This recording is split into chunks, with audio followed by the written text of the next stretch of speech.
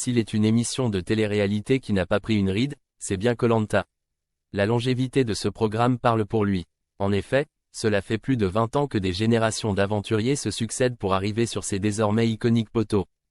Aucune discrimination à l'entrée, par contre la sortie peut être rapide et brutale. Un mélange de survie et de stratégie qui a fait ses preuves et qui a permis à de nombreux candidats de sortir de l'anonymat. C'est notamment le cas d'Hugo Lartiche, le vainqueur de l'édition 2012.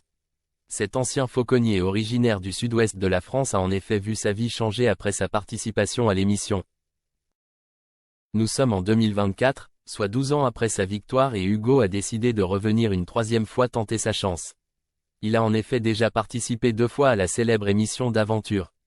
En 2021, il avait pris part à l'édition des légendes qui avait été entachée d'une sombre histoire de tricherie. Lui n'avait pas été directement concerné et en était ressorti grandi aux yeux du public.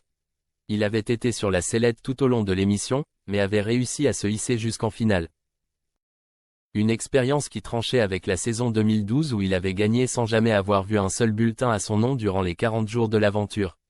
Un exploit unique qui n'a jamais été réédité dans toute l'histoire de Koh Lanta.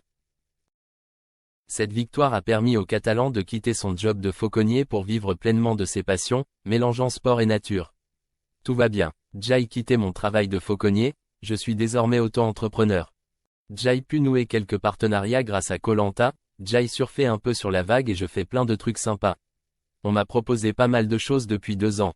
Mardi soir, il sera donc de nouveau présent pour tenter d'atteindre les poteaux. Une émission qui sera suivie par de très nombreux téléspectateurs.